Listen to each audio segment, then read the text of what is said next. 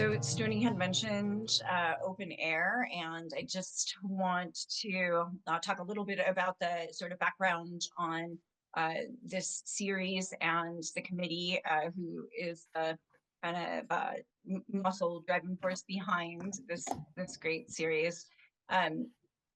The Indigenous Initiatives Committee is a committee of open air artist in residence program that Stony is our fearless leader for in this space. And, you know, it kicked off, we're in year 2 of this, starting year 3 actually now, now that I think about it. And the idea behind the series is to really bring artists and art spaces that are Indigenous led and for Indigenous people by Indigenous people right here to Montana. So we have a lot of Montana artists, and we also then have the opportunity to bring in individuals and organizations from other spaces to really increase that exposure. And I'm super excited today to give a quick introduction on the Center for Native Futures and the center's leadership. I have a special place in my heart for these people because I get to count them not only as these amazing visionary leaders in this art space, but also as friends. And so without further ado, I'm going to tee up just some basic information about the center, and starting with the mission of the Center for Native Futures. It is the epicenter of Native creativity that fosters Native artists of all backgrounds. And while if you Google the center, it will come up as an art gallery, it is so much more than that. Really an outsized effort to take what Indigenous futurism is and is to be the artistic means for expanding possibilities and realities by imagining those realities without colonial limitations, and recognizing that this is ever changing and dynamic. The center itself is the only all Native artist-led arts nonprofit organization in Chicago. They promote the advancement of Native fine arts, foster contemporary artists, and encourage Indigenous futurists. Located in the Marquette building, and as I had mentioned, the center hosts gallery exhibitions, but also artists in residencies and community events.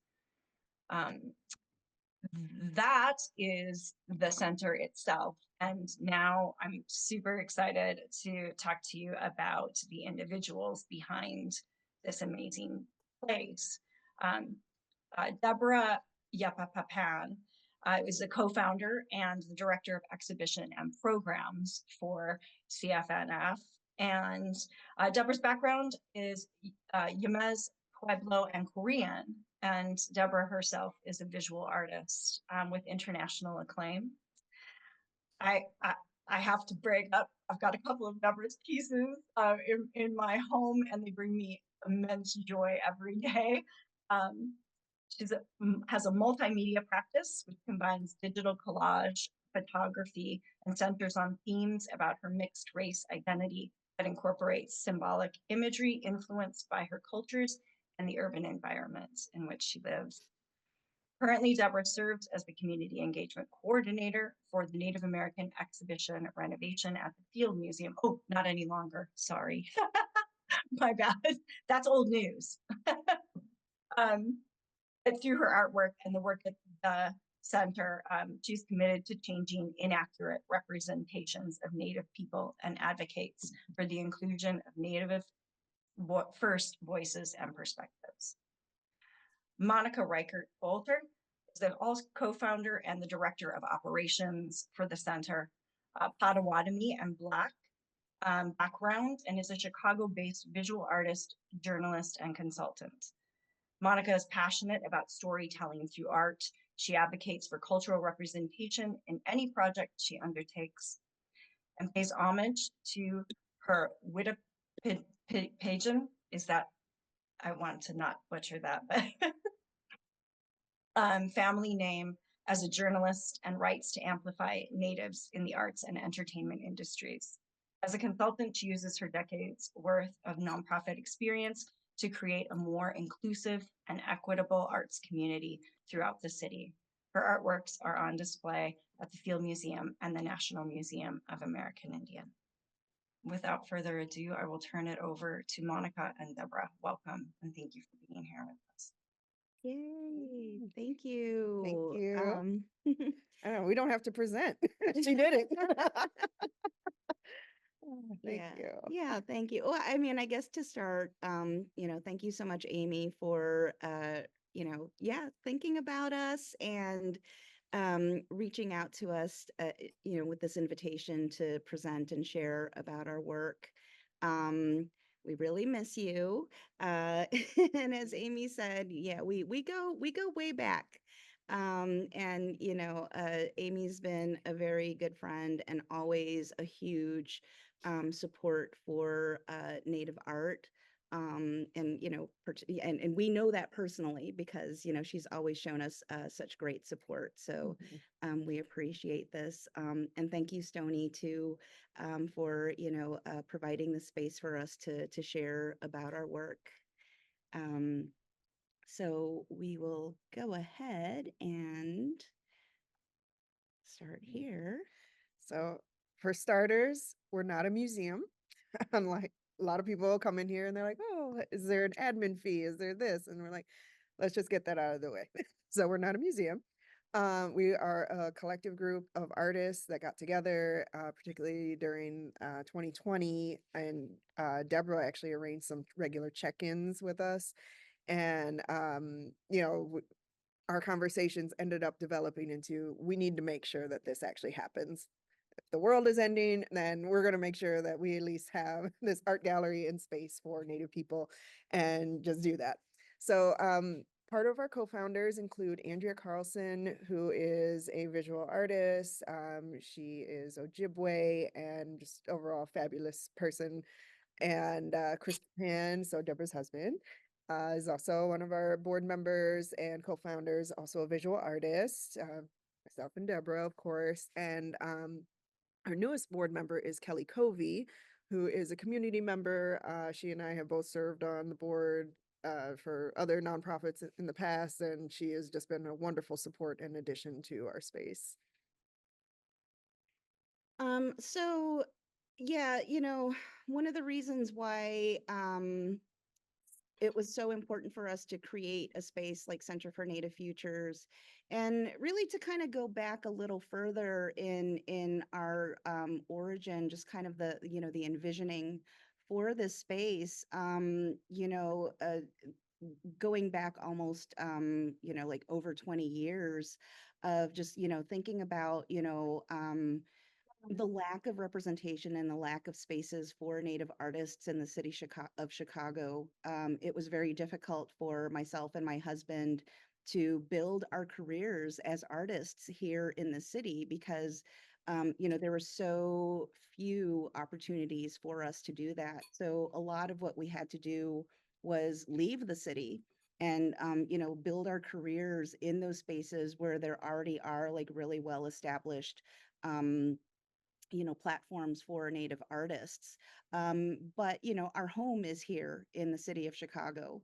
And over those years, as our community of, friends and, other Native artists started to grow, that realization that, this is so important. We really desperately need to, have something for ourselves where we can show art. But, being a major metropolitan city, Chicago is worldwide, like everyone loves Chicago and everyone comes here, but there's this absence of Native art. And so, we want to bring other Native artists to Chicago to show as well. We want to grow that community of Native artists to, live here, to thrive here, to, build their careers as artists here in the city. So, it's just that, the major problems that we were trying to address in creating this is that invisibility, the fact that there are a lot of misrepresentations of Native people around the city of Chicago, which leads to that kind of erasure of who we are as contemporary people. And, there's also, just this kind of misperception too that Native art can only exist in a museum, that's the only place you can see it. And that's because you have a lot of fine art galleries around the city of Chicago that are not really showing Native art. And so again, another important reason for us to create this space that has this gallery that where we can show fine art, Native fine art, contemporary Native fine art.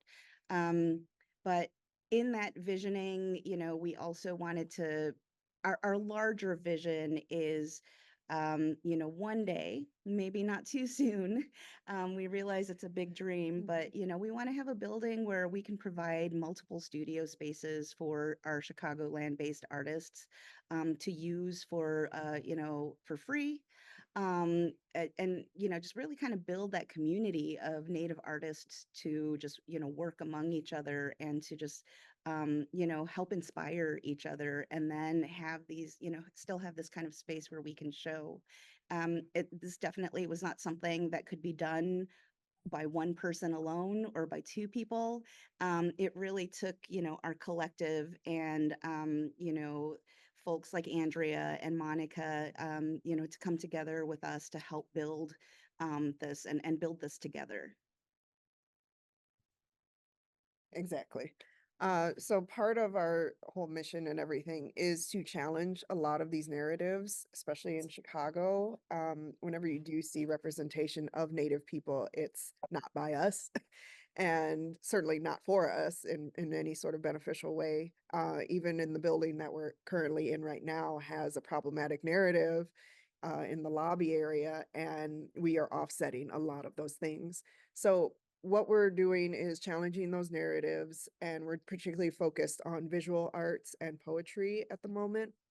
We are definitely looking to expand that to other disciplines, but overall, we are incorporating the whole mentality of Indigenous futurism into our practices and living that, and where we can look at, this is what we've seen that has been problematic in the past. How can we change that for our present, and then realize this future of us thriving, of hopefully inspiring more people to come back to Chicago, particularly a lot of the displaced tribes from the area. My tribe, okay, real quick side note, my tribe did get some land back in DeKalb County, so we're like, yay! So we're very excited for that. We're finally getting some Native people back in the state of Illinois. So yes, tribal representation. Anyway, let's go on to the next one. So Deborah and I, we've have a really great working relationship. We worked together off and on for over the past decade, and we would have these conversations of like, we need, the community needs this, they need that, like they're not getting the support here. How can we help influence and, even get like younger artists to still stay encouraged, to still stick with it, not necessarily to move away from, Illinois. So, we're taking all of this into consideration, and then also making sure we're having conversations with people and, like developing strategic plans and really trying to help figure out what our next steps will be for the coming years. And while we do have this dream of a larger building, we can't rush that. We got to take our time. We got to really strengthen the community. And part of when I write the grants, I put in like, we're building a community here, and specifically an arts community where they are going to feel supported. They can explore what they want to with their art and not have somebody say, well, that's not Native or it's not Native enough. Because what does that mean? Because what does that mean to be an artist? So that is all part of it. And, you know, we want to be able to develop more making spaces, particularly here. Right now, we are primarily a gallery, but we do have an artist studio. So we do offer residencies, and we're trying to open more workshops to the community and other artists who want to help build and strengthen their own practices and develop their own works in different ways. So, you know, we've been doing some really wonderful work with partnerships with different organizations, and just trying to figure out what's going to be the best way to move forward. And then also making sure that we're getting, you know, direct feedback and direct support to our artists. Because ultimately that is our overall goal and mission, because we are all working artists and we know what it's like to not have that support and to not have, you know, these certain things. So it's like, if we can do that and help offer just, you know, something that's more vibrant and something that's more sustainable, we're all about that. Yeah, it's also about creating that safe space Mhm. for you know, all of these artists to you know, the community that we build and the space that we have is where Native people can come and not have like the, you know, that baggage of having to explain who they Mhm. are and Yeah. what it means to be Native. Like, you know, when they're in here, they're in a Native space, they're among Native people, they're among Native art, that, you know, we don't need to do that 101 kind of education. We can just start from where we're all at right now. And like, we can actually just like, you know, we can be artists, we can be community members, we can, you know, talk about those things that, you know, don't require explanation. So, you know, that's another really important thing. And we're also making sure that like, you know, everything that we do, everything that we, you know, everything has to benefit our community and our artists specifically. So that's a huge priority for us. Um, so, you know, most of us are visual artists. That's, you know, that's our bigger focus at the moment is visual art. You can't be a visual artist and not, you know, have opportunities for exhibition. So, you know, prior to having our physical space, so Center for Native Futures, we were founded in 2020. And for the first, you know, 3 years, we did not have a physical space. So a lot of our programming was done through, you know, virtually because it was also, you know, like during the pandemic. So we had some virtual programs, but our first opportunity to really just, you know, like exhibit work and display work was Expo Chicago, which is a huge art exposition that happens here at Navy Pier every April. And so our first year was 2022, and then we've done this for the next you know, following years. We'll also be doing Expo again this year. And each time, I think our with our first show, you know, we were able to bring together and really highlight our you know, local you know, regional artists, mostly Chicagoland based artists, including ourselves, you know, the founders of Center for Native Futures. But you know, it for us being at Expo, we were the only Native organization that was, you know, representing at all of Expo. And Expo brings in like over, I don't know, what is it, like over 400 or Mhm. so At galleries least. from around the country, you know, some galleries from around the world. Mhm. But we were the only ones that were representing completely, you know, Native artists, and not just Native artists, but also Native artists that are from this area traditionally that, you know, have always called this region home, which that was, you know, something very important. So, you know, here are just some photos of that. So these were our first, you know, our exhibitions before we moved into our space. Um, so then when we did get our space, we're in the Marquette building, which is actually owned by the MacArthur Foundation. And so we have a really good partnership with them to, you know, be in this space. We were able to open our doors to the public on September 16th with our inaugural exhibition, Native Futures. Native Futures is a huge group show where we brought together visual artists and a handful of poets and a performing artist, you know, who had a video that was on display. And we really wanted to use this opportunity to again now provide this, you know, actual physical space for, the founders, for Chicagoland-based artists. We invited some new artists in, to be a part of our community.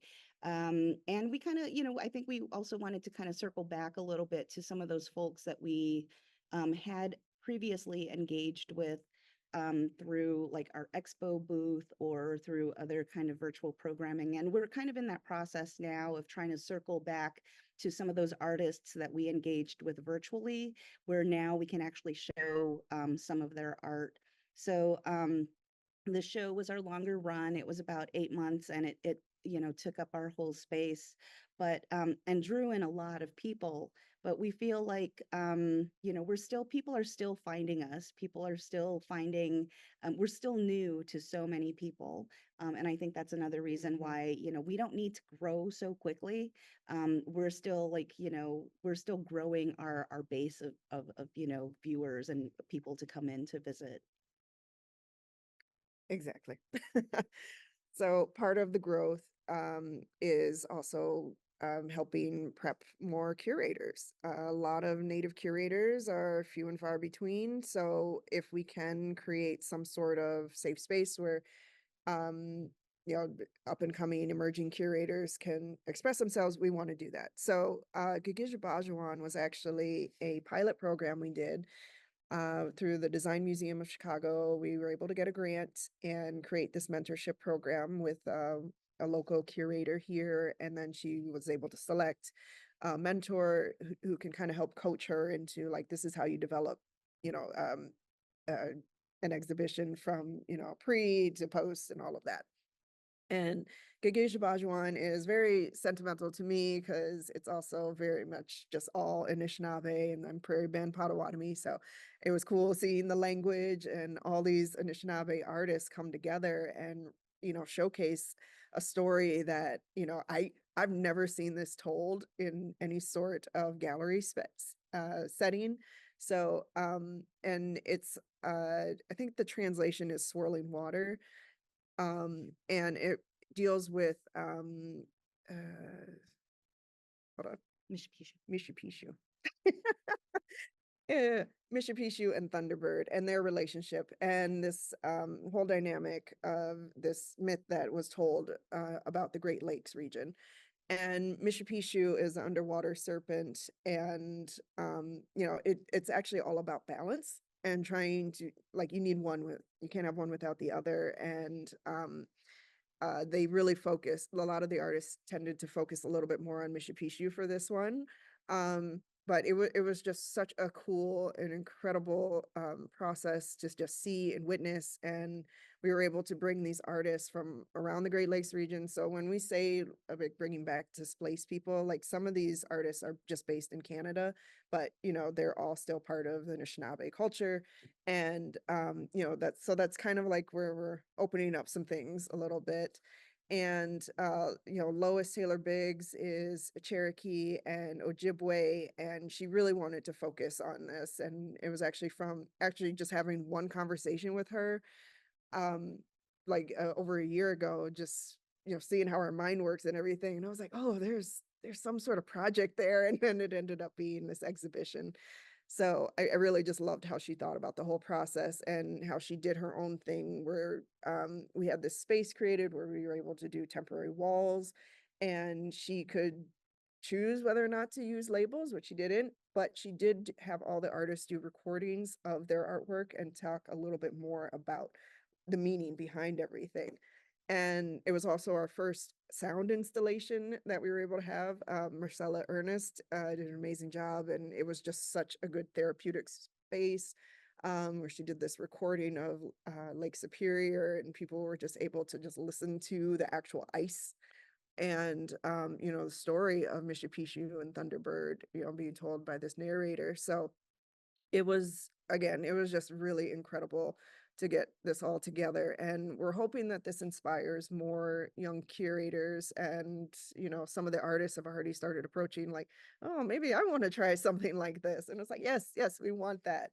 And if there is a way to create more language incorporation, because that has actually brought people in to our space where they actually saw Ojibwe on the walls, and they were just like, "What is this? I know this. I know this phrase. I know the the writing."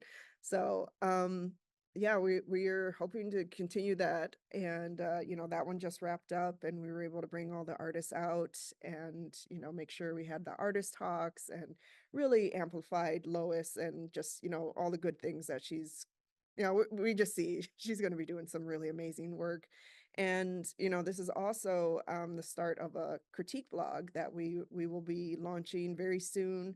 And we do want more Native people to start thinking about, artworks and everything critically, and not necessarily to just bash anybody, because it's not about that. It's just, how do we elevate our own artwork through our own words, and our own writing, and how we think about the artwork, and how we can help keep some of these stories alive for all the next generations, and the folks that want to just explore it in these different mediums and settings. So we're just thrilled. I think Gagija is a really good example also about process, and kind of showing where our practice is also. We built the space as a Native space. It's by Native people for Native people, so a lot of what is embedded and how we do things is in this Native way. And so, Gagija was a really good example of like just that collaboration, and the support that we offered to Lois and all the artists. And we talked a lot about process too throughout the development of this exhibition. And, like Monica said, like the decision to whether have labels or not, thinking about the aesthetics of, the exhibition, and how, a label might interfere with that. And those are really important conversations to have. And again, like, without that baggage of, if she was working with a non-native institution, about like, somebody not understanding what that means, like, why would that be something that's important? And so we're very thoughtful and very, really kind of giving to whatever it was Lois wanted. And I think that's another important part about us not being a museum or an institution, and that we are artists and we understand the creative process, that, we have this kind of flexibility that, like, I mean, really, like, we could do whatever we want. You want labels? Okay. You don't want labels? That's fine too. You want your labels formatted in a certain way? Sure. Yeah, we can do that. So I think that's kind of the beauty too of, what we are able to do here. So right now we have our current exhibition, The Upsetters, which will be closing next week, Saturday. And, this features 5 painters. A lot of them are, a handful of them are close friends, people that I've known for a long time, through like Indian Market, and just, through the Native art scene. And again, kind of going back to like envisioning having a space where we can bring these artists who have never shown in Chicago to finally show in Chicago, and they're showing in a gallery space that's right in the heart of downtown. I think I know that they were so thrilled to be a part of this, and they're super talented, amazing painters. And I think the importance of this show, and you can see this piece right here that's part of the Upsetters. It's in the slide. Um, we see paintings of and depictions of Native people so often in art museums or in other spaces, but, they're always artworks that are done by non-Native people. And so they can often be stereotyped or romanticized and don't accurately represent who we are. And so this was a great opportunity to bring these artists in who, a lot of them work, they do like figurative painting. There's a lot of self-portraits in this exhibition, or, portraiture of like other contemporary Native people. And so here we have a show of paintings, of artwork, um, you know, seen through the lens of Native people.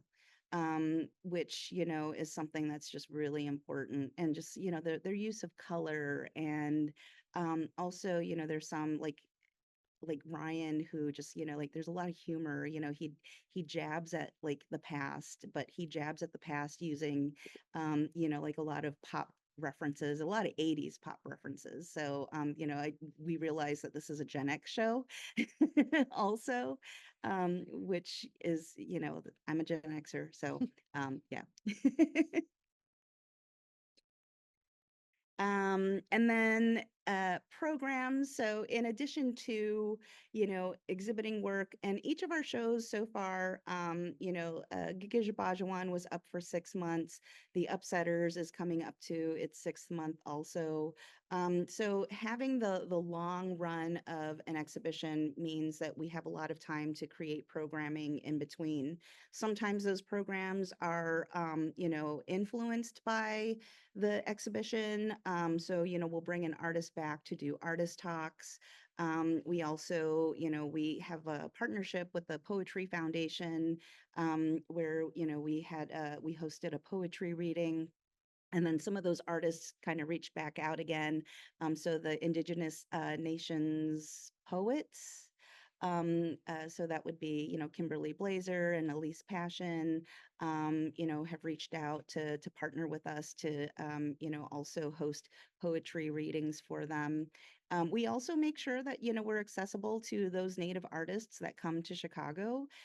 We want to make sure that they have other opportunities to, show. So sometimes we'll just throw together an artist talk, like with Chanupa Hanska Luger, and we want artists to know that they can come here and reach out to us.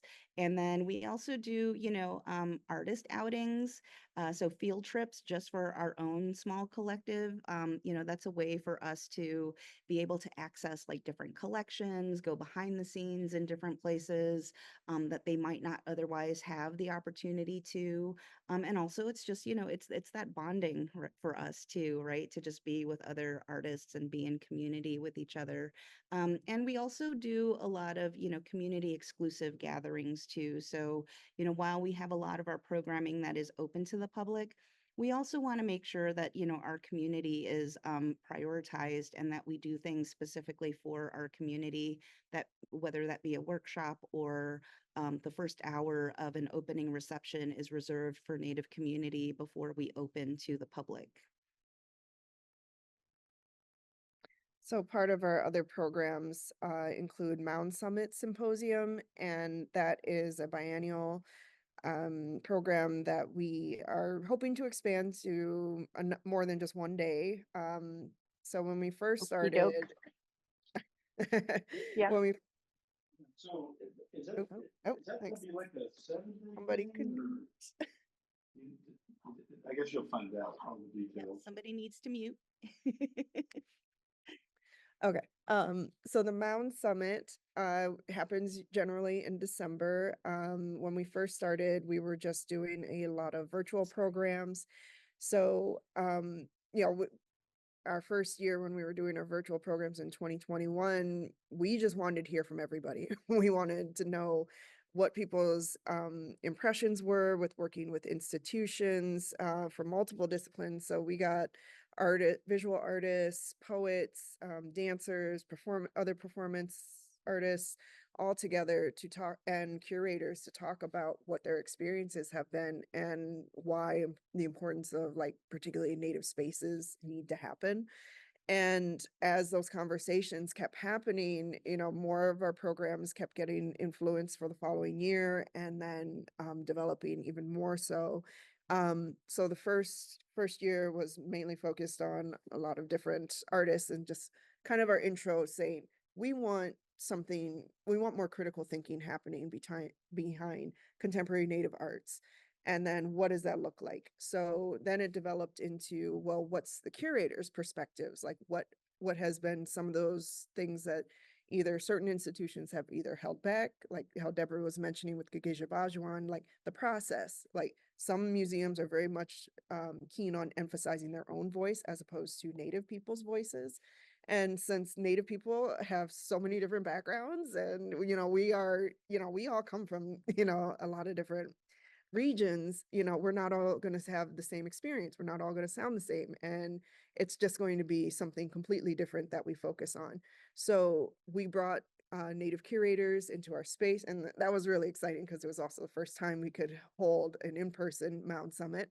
So that was a day-long symposium. And, we had some more established curators that have been doing this for decades, and, them kind of talking about their challenges and, some of the positive things that have happened and changes they've seen.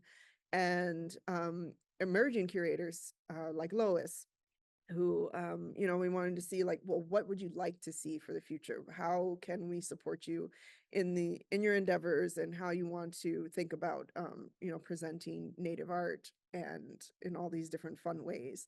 And it was also really cool because we had, usually a curator will interview artists, and instead we had artists interviewing the curators. So that was very, very fun to see. And, this year, we will be having our third Mound Summit, and that one is going to focus specifically on Native artist-led spaces, and just kind of, we want to invite folks from all across the country to come out. So if we haven't already gotten to you, we will be getting to you. And we're hoping to expand that also to 2 days, and possibly inviting more people in the city, because there's also artist-led spaces around Chicago, and make sure that people are networking. And also, if there's any way to partner or collaborate, like, we hope that we see more things like that. But we are definitely emphasizing, like, the need for Native spaces. And since we just don't generally have too many of them, we hope that this will end up inspiring more people to, find those funds to get their spaces up and running.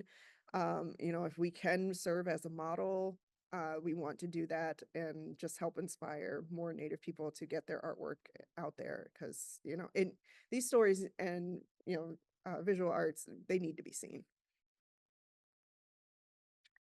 Oops. Hold on, trying to move to the next. Oh, it's not working. Oh, okay. Nope. Sorry. So Mound Summit's great. You should definitely Oh, sign there up we for go. it. Okay.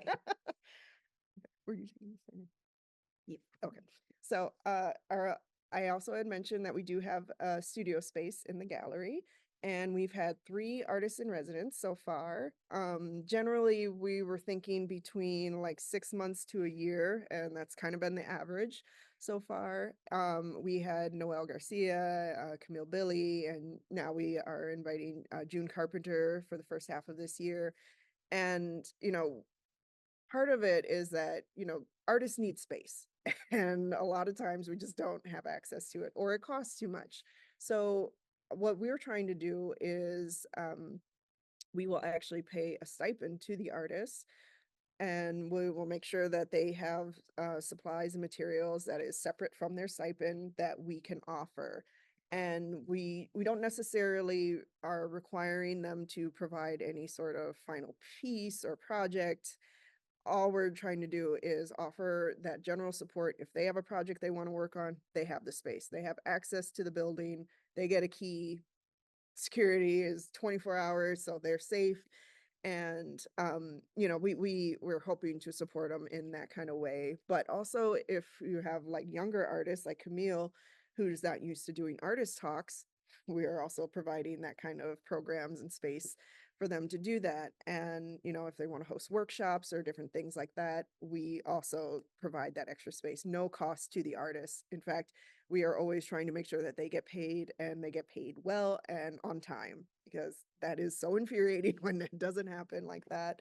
So, we are doing that to create those spaces. And unfortunately, we are a little limited on housing, so we cannot necessarily open this up to the general public and do a call out for artists, because we don't have proper housing. So we are staying regionally for now. But we are working to create some sort of residency that may be a little shorter term, but we may be able to provide something in the future. But either case, we are making sure that these artists are getting paid, and that they have the supplies and materials that they need, and all that general support Anything else you wanted to add? Yeah, I mean, I think it's hard to be an artist Mhm. because Yes. it's hard to make a living as an artist, and especially to be a full-time artist because, looking at these three artists in residence right now, they each have day jobs. Mhm. We're fortunate that this is our day job. Yeah. We're working in the arts. And so that's why it's important for us to think about, like how we use our funding and how it is that we're supporting these artists. So that's why, we're basically paying our artist in residence to just make art. Mhm. And it doesn't have to be for us. Or if it's just that they want to use the space as a way to decompress or to just, they can use the space however they want to. We have no expectations or limitations. Well, there are some limitations, but those are more logistical. Mhm. But it's aside from like what we pay our artists in residence, we also make sure that we pay every artist who is exhibiting. Mhm. We pay every artist who is doing an artist talk. So, they have the opportunity to not just exhibit their work, but if they're also doing an artist talk, they get paid additionally. So, we're always making sure to try to take care of those artists in every way possible. And We take travel and care of accommodate. travel, accommodations. We Mhm. have a really lovely new partnership with, one of our neighboring hotels, which is a really lovely, like posh hotel that but they've been giving us just really good rates to make sure that we can have our artists stay there. So those are other ways that we're taking care of them. We always have food, not just food for our artists, but food for our community.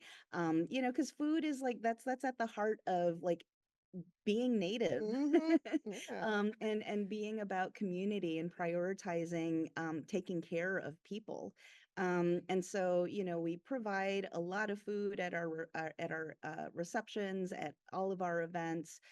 We take our artists out to dinner. When they're here, travel, we do travel reimbursements. We are now, this year, we're in a good position where we can offer per diems Mhm. to all of our artists as well. So, we're thinking about when you ask an artist to come and visit you for an event, we're not just paying them an honorarium for their expertise that they're sharing. We also have to be mindful that they might be asking for a couple days off of their day job to be Mhm. able to travel because they're not just going to travel for one day. They're actually going to be traveling and they'll be away for 3 days. So what are those ways that we can help to offset any income loss from their day job so that, this is something that's viable? And so by doing that, we're hoping that we're also helping to set that model for others, or for at least our artists to, when they get invited somewhere else, to be able to say, well, hey, Center for Native Fair Futures enough. actually pays me this much. Yeah. And what you're asking me for or what you're offering, is not viable for me. Mhm. And, we're hoping that this can help, create that kind of model that other people can follow. And again, because the work that we do is about our community, it's not about us, it's not about ourselves, it's about how we're benefiting all of our friends, all of these artists, all of these new artists that we want to meet, all of these new artists that we want to nurture and grow, so that our community of artists becomes larger, and they'll always be our priority. Exactly. We never get pampered, so we deserve that. We want to keep pushing that for Native artists in particular. So, yeah, I'm actually very much an introvert, so Deborah's the extrovert. And I've never been around this many people before, and it has been very lovely. And just getting to know so many fabulous artists out there and just really seeing how folks have just been making it work. And then when they get here, they're like, we've never been treated like this. And it's like, well, see, we need to make sure more people start doing that and, really taking care of them. Because, if artists are the change makers and the ones that are interpreting society, then, give back to them because they're giving their all, their heart, and their creativity, and they're just not being taken care of in general. And we are definitely like, that's not going to fly anymore. Best practices. Yes, best practices, exactly. Mhm. So just we're going to be wrapping this up in a minute here, but before we do, we have just some upcoming events. Our Upsetters exhibition is closing next week, so we're bringing back those artists to do artist presentations and a discussion where we've been collaborating with Elisa Harkins, who's a Choctaw and Cherokee artist. She's performing with the Museum of Contemporary Art, but we're also, we have an installation by her that's on exhibit right now. We'll be doing Expo Chicago again. We're excited about the next exhibition that's opening featuring Kaylin Faye Barnosky and Haley Greenfeather. And that show is called 1010, which opens in March. And then we'll have a huge group show opening again in July called Site of Resistance, and Sight spelled SIGHT. And that'll be a big group show, and that'll run through the end of the year. And then we'll have our Mound Summit Symposium at the end of this year in December as well. So to find us, here's a street view of our lovely, building and our front windows. But if you want to take a screenshot there, those are our email addresses. If any of you are ever in Chicago, please come and visit us. You're all more than welcome to come to our events. Find us on social media. If you want to join our mailing list, you can go ahead and go here. And then, yeah, so one thing we like to say here is we're not just imagining the future, we're realizing it. So cheers. Thank Cheers. you, everyone. Language. Thank you so much, Monica and Deborah. Um, I just, before I do a little synopsis here and open it up for questions, I want to remind folks to please, if you have questions, put them into the chat, and then I'll read them out and we'll have Monica and Deborah address them. I know there's one question in there right now. I have many questions. We've got about 9 minutes here, and I want to be respectful of everybody's time. Thank you. My heart is like bursting in my chest. That's so much information, because you have so much going on. And I just want to comment on, you've mentioned if we can be a model, and the history of the center as far as these very modest beginnings being completely virtual and having this outsized vision and idea, and the number of challenges that the universe has just thrown to y'all, as far as a global pandemic and systemic racism and funding challenges and all of the things. To have you come to this place and continue to be dreaming bigger is so inspiring in all of the ways, and really modeling those best practices. The memories that I have of y'all are really like hustling it, right? Doing the day jobs, 2 or 3 of them, still holding up as much of a creative practice as you possibly could, traveling to exhibit your own works and, provide some additional exposure beyond the community because you had to. But I also have to say, you all have been creating these spaces for so much longer than the center existed. Really hunting down those opportunities to lift Indigenous, I'm sorry, I'm being emotional, but to lift Indigenous artists up in a city that was not primed for it. And so I just want to recognize that effort, and thank you so much again. I have, a question. Part of your vision is combating invisibility and challenging colonial narrative these interpretations that are not rooted in Indigenous people and Indigenous perspective. And you had mentioned, a couple of times throughout the presentation in saying how you thought through what was going to be available with the resources you all had in the moment, right? And you've built on it and you've grown on it. And one of the things that stands out to me is, and I'm curious about is, how do you all balance, this, your strategic objectives? One is to, and first and foremost, lift up, support, and promote Native artists, right? And create these community spaces and these connections. But at the same time, a big part of it too is challenging those narratives. And in order to have those, you have to have this other strategic objective, which is to bring non-Native people in. And, when I think about that with the limited resources that are available, not only financial resources, but like energy, time, the human resources available, I would love to hear just a little bit about how you have gone about approaching the balance of that, to say, this is our, top priority, but we also recognize that we have this sort of dual mission in this way. Mhm. Yeah.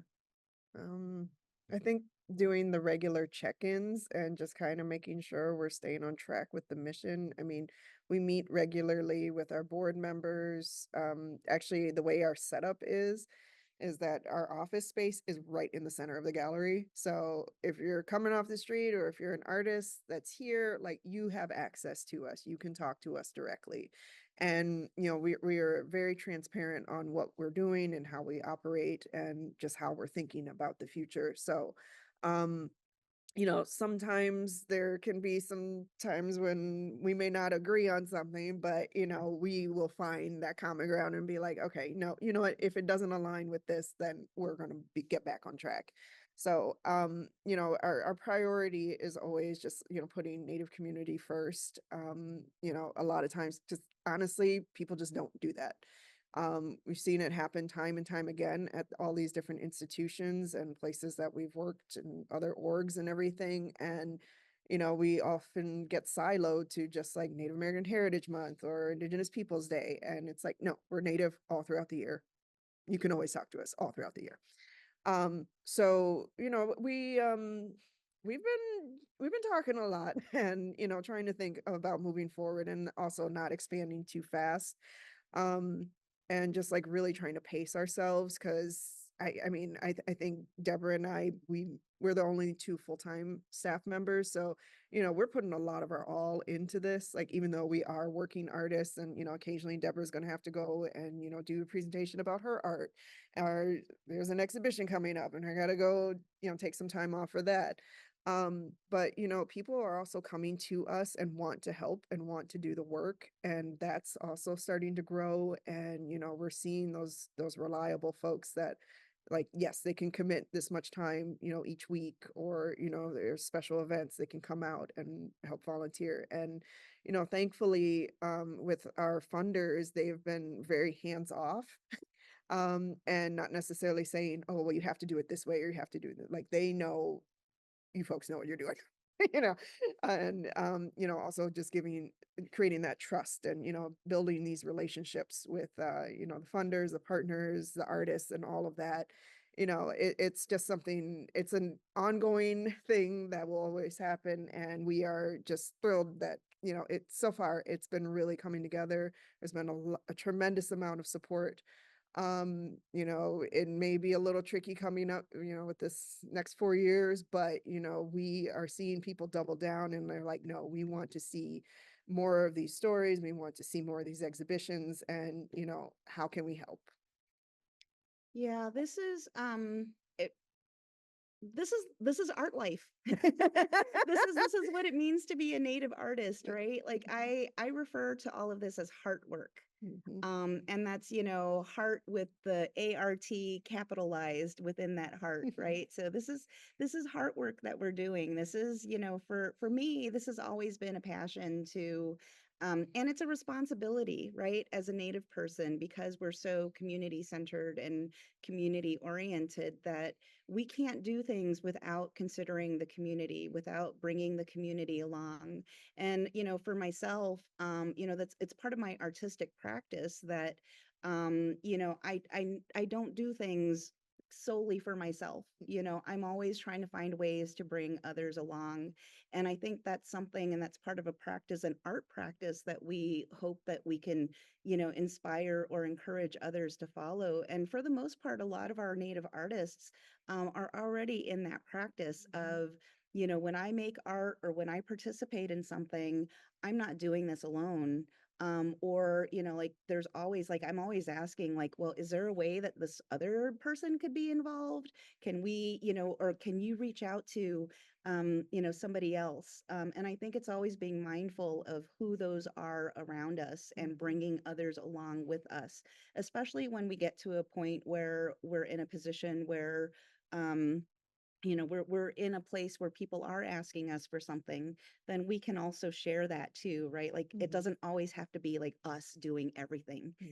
Tired. We can say, give this other person an opportunity, or this, actually, I can think of somebody else who would be a perfect fit for this. I think, that for me is what helps in how we do things and how we move forward. Amazing. I am going to read out this question that we have. It's related to erasure, and it's more of a artist approach question. There's some background in Chicago history. White John Kinsey narrative erased the presence of Black mixed race entrepreneur Jean-Baptiste Point DuSable.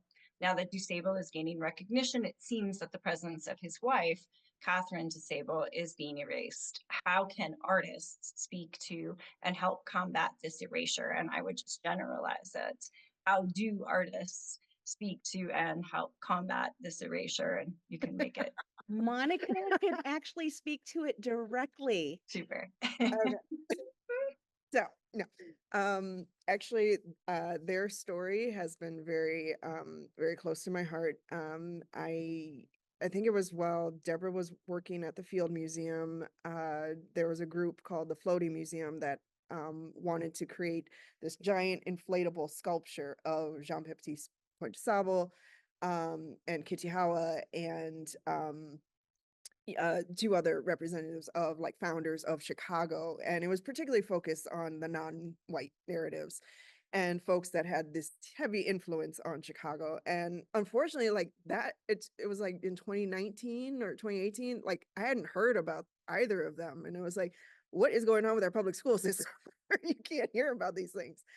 So, the more I kept hearing and, getting involved with the project, I ended up being the model for Kitihawa, and I've sat multiple times as the model for Kitihawa. And so much so, my brother and I are actually working on a graphic novel series, and it's Afro-Indigenous futurism. So because there is so limited resources about these two, it's like, well, why not have fun with just retelling their story? And, like, what if these two souls always meet and they're always, like, trying to save Chicago, or, trying to, help bring it and be more inclusive, or all these wonderful things.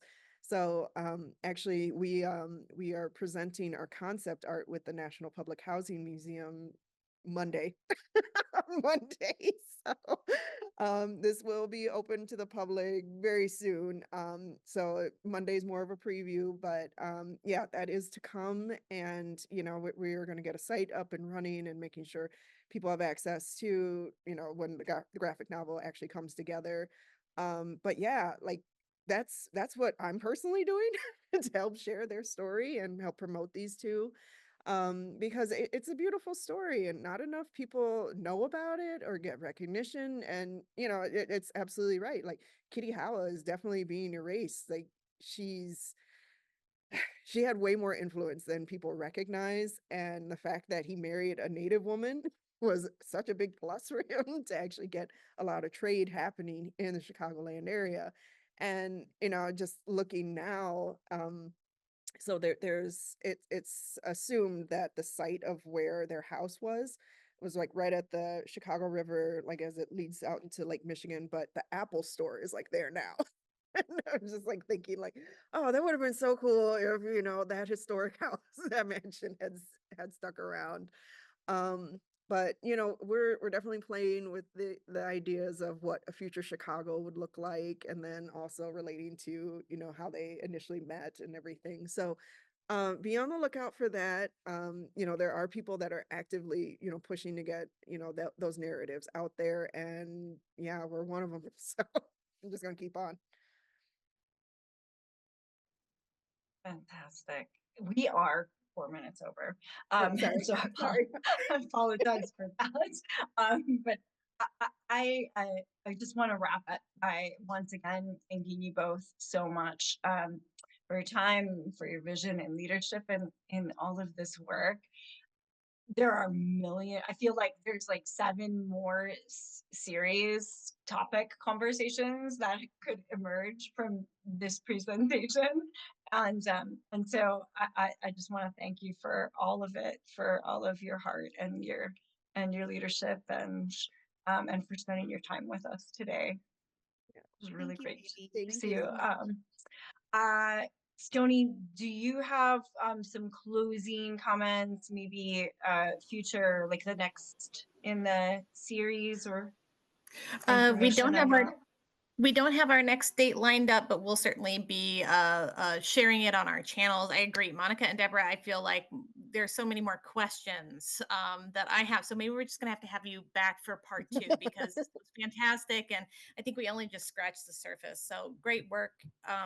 I look forward to being out in the Chicagoland area sometimes, and we'll definitely come by for a visit. And thanks everybody for joining us today. We'll share online, and everyone be well and warm. Thanks so much. Thank you. Thank Thanks, you. everyone.